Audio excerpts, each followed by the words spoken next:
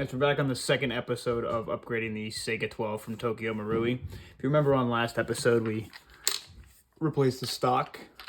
I put the rail mount attachment on the back, and then I had a stock on the back as well. For now, I chose to just keep it as a rail mount attachment because the other stock that I had, for some reason, was like pointing at an upwards angle, and I really didn't like it. So someone in the comments mentioned that there's stocks that fit this perfectly, and it actually takes away some of that tilt, so hopefully we'll get to that at another point. But for now, we're going to continue shortening it with the Saiga-12 short outer barrel from Laylax. I bought this off Evic, but obviously Laylax sells to a bunch of different companies, make a bunch of cool high quality parts.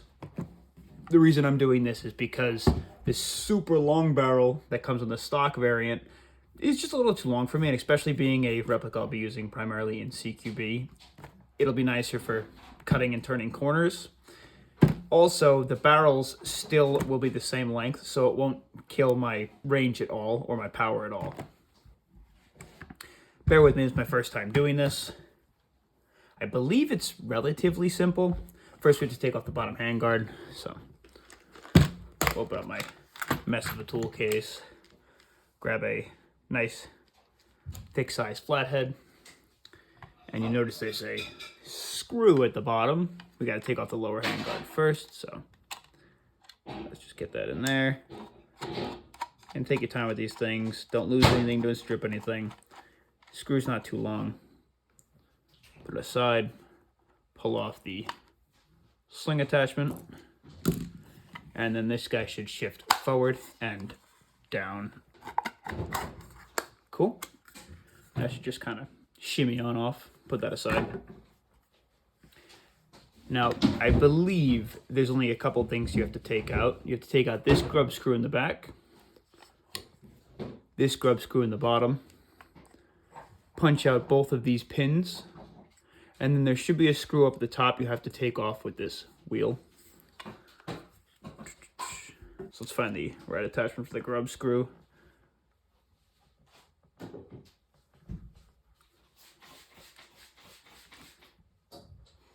All right, start by unscrewing this guy. Same thing, put that aside in a safe place. We'll get to the grub screw on the bottom of the rail, bottom of the barrel. And now we gotta punch these two out. So it looks like it's flip-flopped. The top one seems like it wants to come out the side of the charging handle, and the bottom one looks like it wants to come out to the opposing side.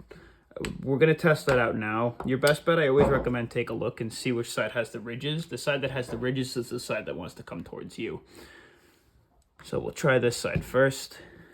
I don't have a hammer or a mallet, but you want to take something light. You don't want to use too much force. Let's first make sure that side that's coming out now. Yeah.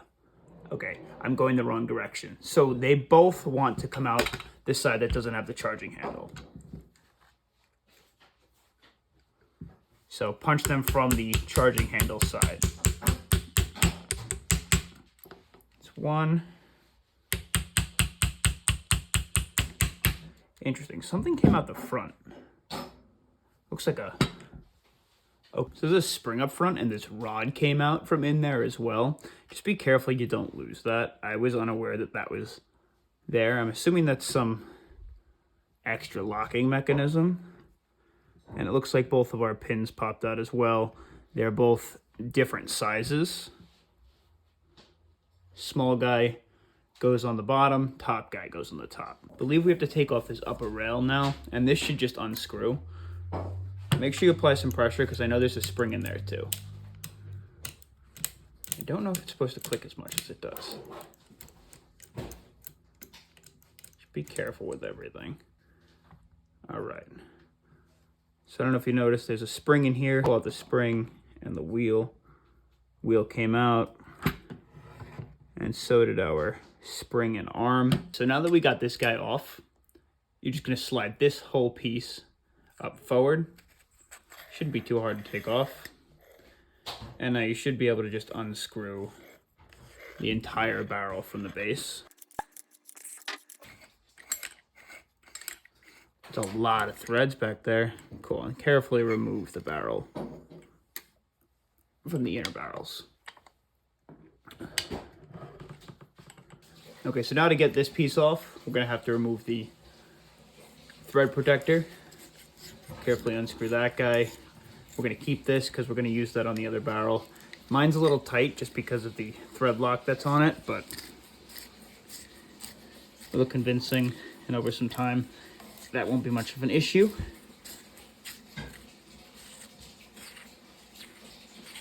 So I've always loved that Tokyo Marui does this. Some companies do, some don't. You notice how there's an O-ring right here? That helps apply pressure upwards to any attachments you put on the front. And doing so allows you to avoid over-tightening it, but also allows it to avoid untightening on its own. So I like to throw O-rings on all of my outer barrels before I throw any attachments on. Tracers, pressers, you name it. Just clean out the inside of that. Bunch of nonsense in there. I should be able to just slide this guy off the front. Let's get the O-ring off too. We'll use that again. Cool. Now clean off the outer barrel here. Now let's throw this aside and open up the Laylax barrel. Check out the quality of it. They don't send you any thread protectors.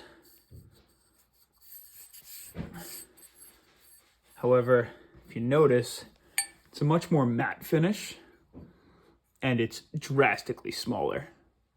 I like the matte on it though. The matte finish is really nice. Super cool. Okay, so first we're gonna take our barrel. We're gonna toss this guy carefully over the 3 inner barrels. Careful not to move that O-ring. And then we'll begin screwing it in. Make sure you're not cross-threading it at all.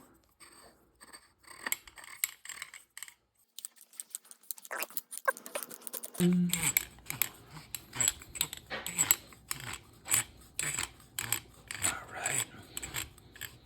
Let's get that guy in there. Perfect. Let's make sure our 3 barrels, look, they come right to the end. That's crazy. Okay. It's already so much shorter. Next, we're going to throw this guy back on. Again, same orientation. This big circle piece up at the top in the front. Lift up that bar. Make sure everything aligns in nicely and pulled all the way down.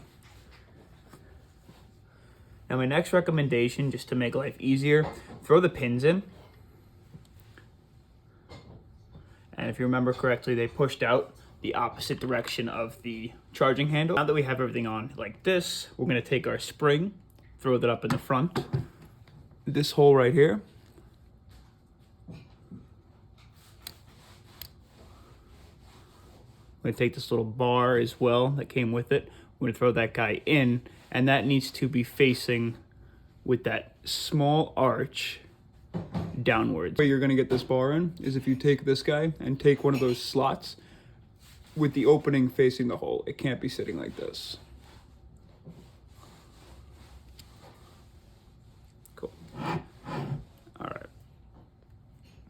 Your best bet, just apply some pressure with a finger. We'll throw that long pin in from the side that doesn't have the charging handle, so we're gonna go in from the back.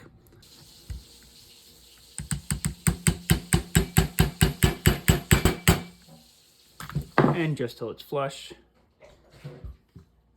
And the same with the short guy. Smooth part in first, obviously.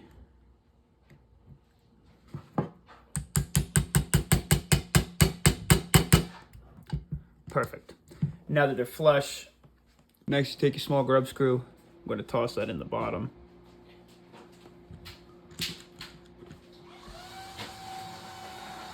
Might be a smart idea to throw some Loctite on this before you play with it, but for the sake of the video, we'll just do this now.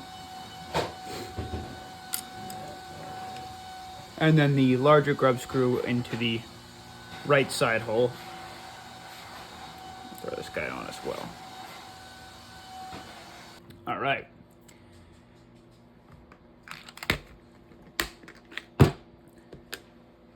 Now for the fun part, we got to figure out how this all goes back together. So obviously this is some sort of a locking mechanism like this, and assuming since the spring sits down this way, we probably have to put the notches upwards. So we'll start with the spring and the arm piece.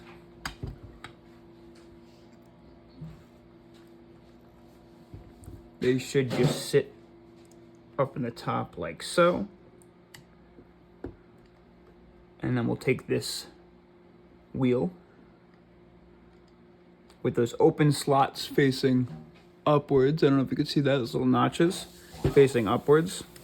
Align everything. And then we're just gonna start twisting that guy on clockwise.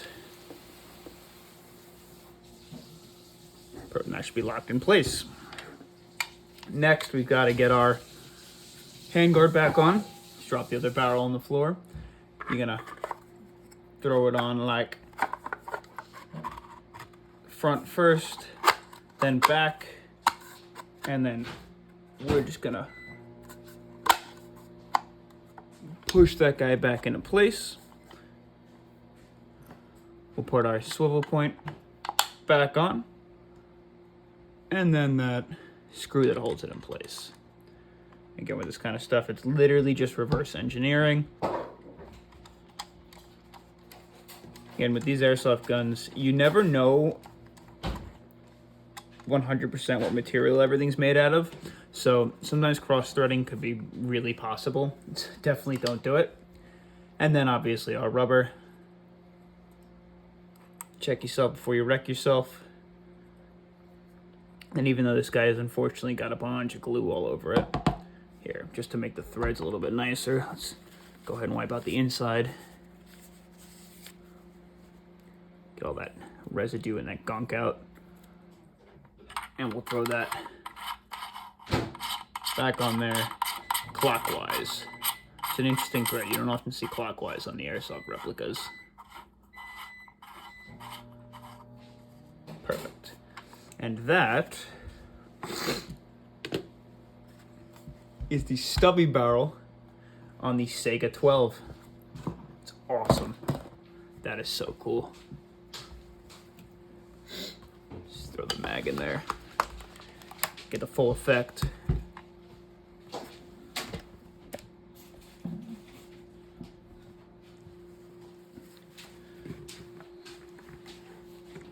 Take a look at that.